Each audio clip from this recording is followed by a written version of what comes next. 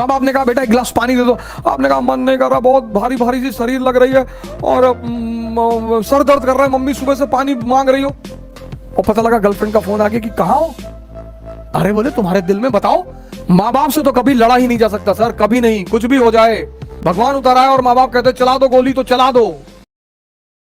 माँ बाप ने कहा बेटा एक गिलास पानी दे दो। आपने कहा मन नहीं कर रहा, बहुत भारी भारी सी शरीर लग रही है और सर दर्द कर रहा है, मम्मी सुबह से पानी मांग रही हो। और पता लगा गर्लफ्रेंड का फोन आ गया कि कहाँ हो। अरे बोले तुम्हारे दिल में बताओ। हाँ बोले आ जाओ, मैं रेलवे स्टेशन पे खड़े हूं। पहुंच गए। इंद्रियां, इस बात पे गौर करो, जितनी चीजों का संबंध इंद्रिय और मन से है वहां मोटिवेशन की जरूरत ही नहीं कि we are the reservoir of energy. ये हम पहचानते ही नहीं। इसका तो हम मजाक उड़ाते हैं, सदगुरु को हम गाली देते हैं। ये हमारे देश में ही पॉसिबल है कि सदगुरु को हम गाली दें। अमृत बांट रहे हैं सदगुरु कोयम्बटूर में बैठ के। मैं उनसे कभी मिला नहीं, कभी नहीं, कभी ऐसा कदा मैं उनके स्टेटमेंट सुन लेता हूं या कोई वीडियो मैंने सुन लिया लेकिन मैंने उनके चमत्कार बहुत देखे। मैंने उनके कई फॉलोअरों को देखा, उन्होंने अपना कैंसर ठीक कर लिया सर। गुरु की पहचान उसके योग्य शिष्यों से होती है। मैं कई सदगुरु के शिष्यों से मिला और जबरदस्त लोग सर, जबरदस्त परफॉर्मर। पर हमारा देश का लेफ्ट इंटेलेक्चुअल गाली दे रहा है, सदगुरु इज ऑक्यूपाइंग लैंड, ऑक्यूपाइंग, सदगुरु इज ऑक्यूपाइंग लैंड। वो फ्री में अमृत बांट रहा है। अरे वो पहले अपराधी था। हाँ तो वही कोई भी अपराधी भी हो सकता है सर। अंगुलीमाल ही तो बनेगा बुद्ध। यही तो ट्रांसफॉर्मेशन है, यही तो मिरेकल है इस कंट्री में। वाल्मीकि भी तो डाकू थे सर, बुद्ध तो अय्याश ही थे सर। बुद्ध इस दशा में थे। बुद्ध भी तो यहीं पे थे सर। सिद्धार्थ, बुद्ध नहीं, सॉरी सिद्धार्थ, सिद्धार्थ, बुद्ध नहीं, क्षमा चाहता हूं, मैं अपने इस शब्द को वापस लेता हूं। सिद्धार्थ, सिद्धार्थ भी तो यहीं पे थे। दिमाग जिंदा हो गया सर। गुरु मिल गया, यहां पे आ गए।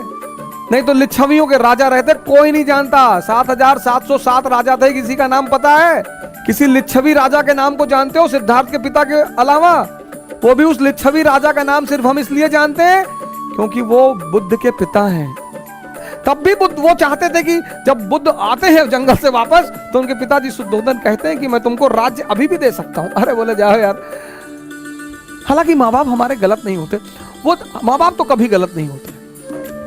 और जो माँ बाप की बात नहीं मानते वो शैतान है, शैतान। लेकिन हाँ कभी कभी ऐसा होता है कि माँ बाप हमें समझ नहीं पाते, तो लड़ने की क्या जरूरत है सर? माँ बाप से नहीं लड़ा जा सकता सर, कभी नहीं लड़ा जा सकता। माँ बाप से तो कभी लड़ा ही नहीं जा सकता सर, कभी नहीं। कुछ भी हो जाए भगवान उतर आए और माँ बाप कहते चला दो गोली तो चला दो, फिर इफ एंड बट की जरूरत ही नहीं।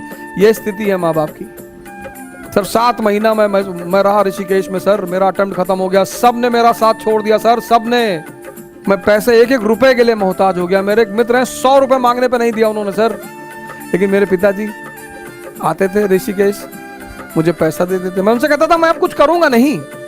अगर तुम इस सोच में आते हो कि मैं कुछ करूंगा, मैं वापस जाऊंगा, मैं MBA करूंगा, मैं पैसा कमाऊंगा, तुम्हारी बुढ़ापे की गारंटी बनूंगा, मैं कुछ नहीं करूंगा। तो बोले यार हम तुमसे कुछ कहते हैं, लेकिन जब तक मैं जिंदा हूं तब तक मैं आकर तुमको पैसा देता रहूंगा। और सर 7 महीने आते रहे वो ऋषिकेश और मुझे पैसा देते रहे सर। और कभी कभी तो लोगों को भेजते थे मुझसे मिलने के लिए कि जाओ ऐसे कहते ना घूमने आए थे, कुछ पैसा दे आना। ये होते हैं माँ बाप। आदमी को पहचानना है ना तो उसको ये देखो कि इसके माँ बाप के प्रति कैसा रवैया है। अगर वो अपने माँ बाप को भगवान मानता है तो आपके प्रति ईमानदार रहेगा सर, हमेशा। हाँ लेकिन कभी कभी ऐसा भी होता है, ये भी मैं मानता हूं कि कभी कभी माँ बाप भी हमको समझ नहीं पाते, तो कोई बड़ी बात नहीं है सर।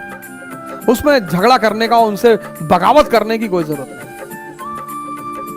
जो भी आपके ऊपर खर्चा करेगा वो उसकी कीमत वसूल करेगा माँ बाप के अलावा।